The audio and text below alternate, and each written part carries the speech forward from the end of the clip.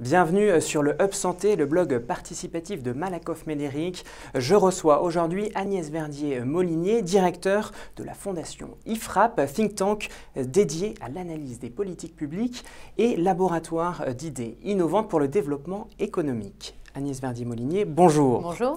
Alors, selon l'OCDE, en 2012, les dépenses de santé en France représentaient 11,6% du PIB contre 9,3% dans le reste de l'organisation. Comment peut-on expliquer ce chiffre, ce constat en France, Agnès Verdier? Je crois que c'est d'abord un problème d'organisation, c'est-à-dire que notre système de santé est très centralisé autour de la Caisse nationale d'assurance maladie des travailleurs salariés, qu'on appelle la CNAM-TS. Cette énorme organisation à l'intérieur même de l'État, parce que ce n'est pas vraiment l'État, ce n'est pas vraiment le ministère de la Santé, mais c'est en même temps quasiment un ministère à soi tout seul, qui décide un peu de tout sur les questions de santé et qui est très centralisé, alors que d'autres pays, comme par exemple l'Allemagne, ont choisi d'être beaucoup plus régionalisés et de jouer la concurrence des caisses au niveau de l'assurance obligatoire. Qu'est-ce que ça veut dire? Ça veut dire que simplement, dans d'autres pays, on a plus de choix, qu'on peut choisir d'aller s'assurer dans une caisse privée, dans une caisse publique, et qu'il y a de la concurrence qui se met en place. Résultat, eh bien, il y a plus de choix possibles comme en termes d'assureurs, plus de prix possibles aussi, et derrière une recherche plus importante de la performance, d'un coût administratif moins important, d'une meilleure gestion du parcours de soins du malade. Et donc, c'est toutes ces questions-là qui sont à mettre en exergue dans ce débat. Et par ailleurs aussi la question du double étage de notre sécurité sociale d'assurance maladie, c'est-à-dire que vous avez l'assurance maladie obligatoire avec votre caisse primaire d'assurance maladie que vous ne choisissez pas, qui correspond à votre département. Et de l'autre côté, vous avez votre complémentaire parce que finalement, l'assurance maladie de base ne prend en charge qu'une partie des remboursements. Dans le pourcentage du PIB que vous avez cité, c'est 76% qui est remboursé par l'assurance maladie de base. Derrière, vous avez une partie de l'ordre de 14% qui est remboursée par les complémentaires. Et c'est ce double étage qui coûte cher aussi, parce que double étage veut dire quoi? Veut dire à la fois des frais administratifs au niveau de l'assurance maladie de base et des frais administratifs au niveau de la complémentaire. Ça fait déjà un écart d'environ 1 milliard d'euros, par exemple, avec un pays comme l'Allemagne, en termes de dépenses administratives sur la santé. Alors, double étage de frais, mais vous avez également parlé de centralisation. Selon vous, l'État est le gestionnaire public est un mauvais gestionnaire?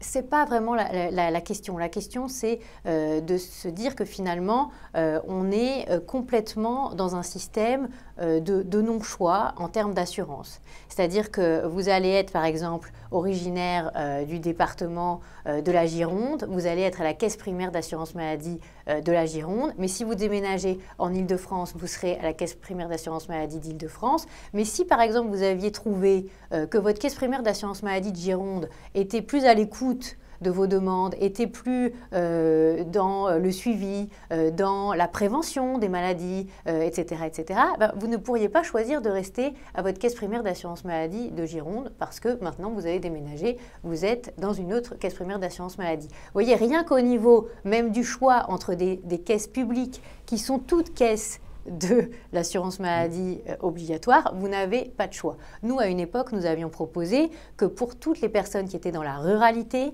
elles puissent aller s'affilier à la mutualité sociale agricole pour leur assurance maladie. Et c'est quelque chose qui n'a jamais été essayé. Mais on aurait pu expérimenter et ça aurait permis que les personnes qui habitent en milieu rural puissent choisir entre leur CPAM et la MSA et voir quel était le niveau de service derrière, etc. Le fait qu'il n'y ait pas de choix est en réalité un problème derrière sur le coût de la santé. Pourquoi? Parce que finalement, il n'y a pas de recherche d'aiguiller mieux le patient. Alors, qui pourrait jouer ce rôle? Quelles sont les pistes peut-être que propose l'IFRAP justement pour coordonner ce parcours de soins et, in fine, justement, rationaliser ces dépenses de santé? Eh bien, ce qu'il faudrait arriver à faire, c'est que le patient, enfin le client, si on peut dire ça comme ça, parce que c'est quand même un mot un peu tabou encore dans notre pays, irait choisir son assureur et comme dans un pays comme l'Allemagne, avec un certain niveau de revenu, par exemple, auraient peut-être une franchise, c'est-à-dire que sur les soins du quotidien, hein, pas l'hospitalisation, mais les soins à l'année, qui sont les soins pas trop lourds en termes de pathologie, auraient cette franchise peut-être de 1 000 ou 2 000 euros dans l'année, mais en même temps, les cotisations seraient inférieures. Alors, en Allemagne, ce sont les assureurs, vous nous le dites, qui effectivement coordonnent ce parcours de soins. En Angleterre, ce sont plutôt les médecins traitants. Quel est votre avis, justement? Plutôt médecin traitant, assureur? Qui doit être l'acteur? On serait plutôt sur l'assureur. Donc, pourquoi? Parce que ça permet à l'assureur de dire, voilà, moi j'ai un réseau de praticiens qui va vous prendre en charge et vous serez suivi par tel ou tel médecin et nous vous conseillons, par exemple, si vous avez telle ou telle pathologie, d'aller voir ce médecin qui est très bon, et on en viendra peut-être après sur la question de la qualité des soins, mais aussi d'aiguiller le patient. Pourquoi? Parce qu'aujourd'hui, le problème aussi, nonobstant le coût, c'est vraiment la question de l'information du patient. C'est-à-dire que concrètement, vous arrivez dans une ville, vous avez un bébé, vous ne savez pas chez quel pédiatre emmener cet enfant parce que vous n'avez pas l'information de la qualité du soin, vers quel praticien vous tournez. Et pour avoir cette information, il n'y a pas de moyens. On aura effectivement l'occasion de revenir sur cette question de la qualité des soins. Je voudrais terminer sur cette question économique, question de rationalisation des dépenses. Vous avez parlé tout à l'heure en effet de double étage entre la sécurité sociale et les complémentaires. En effet, d'après les comptes de la santé 2014, la sécurité sociale couvre 76% des dépenses de santé, les complémentaires 13,8%. Et pourtant, en effet, le coût de gestion représente 7,4 milliards pour la sécurité sociale et 6,4 milliards pour les complémentaires. Quelle coordination on pourrait imaginer à l'avenir entre la sécurité sociale et les complémentaires santé? Déjà assuré au premier euro dans n'importe quel complémentaire ou n'importe quelle caisse publique. L'émulation qu'on a dans l'enseignement, par exemple, entre l'enseignement privé sous contrat et l'enseignement public est très sain.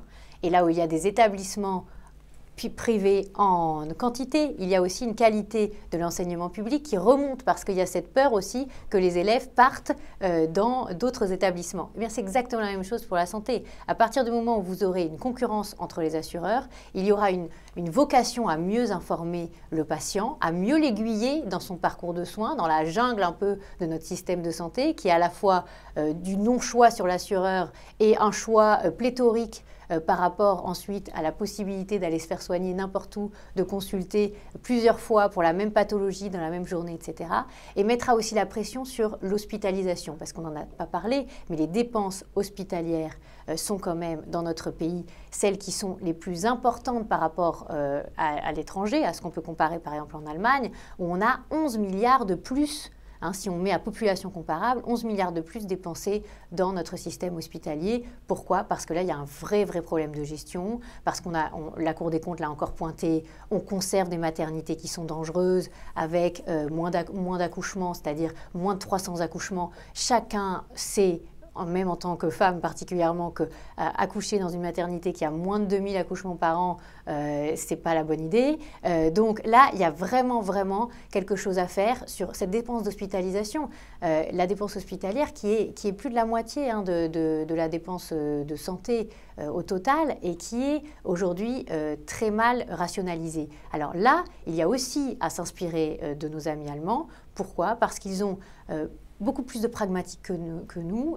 Ils ont restructuré leurs hôpitaux, ils en ont fait des hôpitaux plus performants, mais aussi en appliquant des méthodes qui sont plutôt des méthodes au départ du privé, avec de la délégation de gestion, aussi de la délégation de services publics, avec des chaînes mutualistes, non lucratives ou lucratives qui gèrent des hôpitaux publics, parfois même l'équivalent de nos CHU, donc qui ont une vocation aussi hospitalière, mais aussi bien sûr d'enseignement. Et donc là, il y a quelque chose de très important à faire. Si on compare les tarifs des cliniques privées et des hôpitaux publics en France, il y a 7 milliards d'économies à faire. Donc, si on reprend la totalité des économies qu'on pourrait réaliser, c'est vraisemblablement peut-être 4-5 milliards assez rapidement sur la question de la tarification à l'hôpital. C'est peut-être 1 milliard sur l'ensemble de la dépense d'administration qui pourrait être fait assez rapidement. Il y a aussi les questions ambulatoires et des questions de transport sanitaire où là, on pourrait peut-être économiser un demi-milliard. Et sur le long terme, évidemment, le fait d'instaurer de la concurrence entre les caisses serait à la fois meilleur pour le patient et meilleur pour le système. Eh bien, merci beaucoup Agnès Verdier-Molinier. Merci.